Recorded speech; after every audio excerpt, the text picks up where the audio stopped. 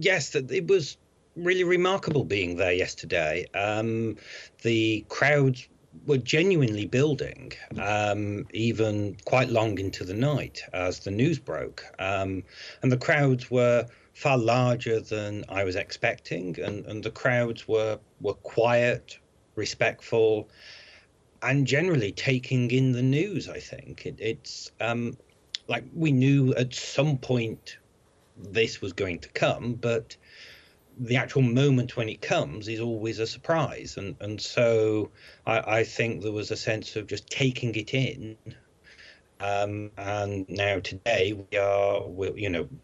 King Charles has just been outside the gates of Buckingham Palace, and so we are now getting used to the idea that there is now a king rather than a queen. Yes, of course, he'll be proclaimed by the Accession Council tomorrow. Tell us a bit about what will happen there with this council. So tomorrow morning, which starts at 10 o'clock UK time, we have the Accession Council, which the role of the Accession Council is to proclaim the new monarch. Now, essentially, this dates from Anglo-Saxon times, when actually there was a little bit more choice as to who the next monarch may be. Sort of, if we go back far enough in history, there was a sort of, amongst those potentially eligible, there was a little bit of an election, a little bit of choice. And so the Accession Council actually had a function. Now, of course, the line of succession is much more settled and much clearer, but that tradition still exists. And so the Accession Council will formally proclaim Charles as king. It's already happened by law, but it is the first time a constitutional institution really sort of says, yes, Charles is the new king. Charles will swear an oath to maintain the Church of Scotland, as required by legislation from 1707. And he will himself make a statement reflecting that, the Queen has died and that he is the king. So that, in addition to the statement that Charles is going to make this evening, this will be another opportunity to hear from the king. And do we know at this stage when the coronation might happen? I mean, for the Queen, it was more than a year before she ascended the throne. Yes, so the Queen acceded to the throne in February 1952, and her coronation was in June 1953. So it was well over a year between, her accession date and her coronation. With King Charles, I think we're going to have a coronation much more quickly than that. We don't know for sure when it's going to be, but we can hazard a guess that it's more likely to be in the spring and the summer rather than in the depths of winter, because even though London weather is variable, we want to at least have a chance of some decent weather for it, and have a chance of some sunshine at the very least. Yes, let's hope for that. And also, you spoke about the proclamation earlier, but can you tell our audience about the significance of the coronation? Well, the coronation is, firstly, the UK is the only monarch in Europe to still continue with the idea of a coronation.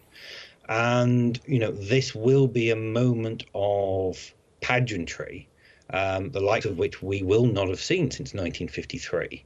And it is a moment where we see the different strands of monarchy come together, where it is at its core a religious service, but it also weaves together elements of law, politics, and also the Commonwealth, and what will be interesting will be the differences between the coronation of 1953 and perhaps the coronation of 2023, because there has been an enormous amount of change during that time. And just to give one example, in 1953, a large part of the ceremony was taken up to dukes and viscounts giving homage to the new Queen. That sort of thing doesn't have the same resonance in 2020. So it's unlikely to, so the form of the coronation will have to change to meet with modern times. And that will give us a clue really as to how Charles sees his role and what he thinks the modern monarchy is today. So that really will be his chance to launch the monarchy into a new era under his reign. And of course, Camilla is now the Queen Consort. Tell us about this role and how things will change for her. Well, yes, this is, again, a new experience for many of us. Where, unlike with the Queen's husband, the Duke of Edinburgh, he had no title. There's no equivalent of King Consort or anything like that. So, her role will be to support the King. But we will expect to see the King and Queen together at events. Perhaps in a similar way to, how we always saw the Queen and Prince Philip together. But again, she has undertaken some interesting campaigns in recent times. I expect that we will see her continue to do that on domestic violence and then encouraging childhood reading and those sorts of activities. So I can imagine herself carving a role out. She'll be supporting the King, but also carving her own role as Queen Consort. And Craig, finally, how will the day-to-day things change with portraits of the King, new coins, currency notes? It must be a lot for Britons to have to get used to, with most having only known Queen Elizabeth II as their only head of state so far. Yes, this will be one of these things that creeps up on us in many ways. We've already had some changes already, that senior barristers are now King's Counsel instead of Queen's Counsel. It seems weird to say that.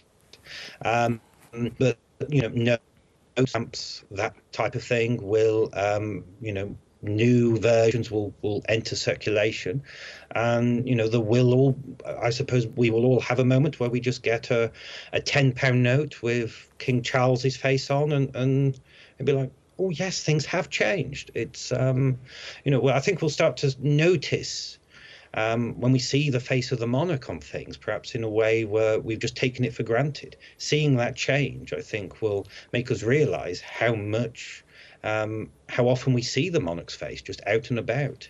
In public buildings, that there's always a photo of the Queen or a portrait of the Queen somewhere, and I think many people may not have noticed, but they may notice when it's King Charles's portrait or picture, and not the Queen. And I think that may well make people think, oh yes, there's been a big change here. Okay, Craig Presscott, of course, it's a time to mourn, but also very interesting times ahead, both, from emotionally, but also physically as well, as you've just described to us. Craig Presscott, once again, thank you so much for your insights. Thank you.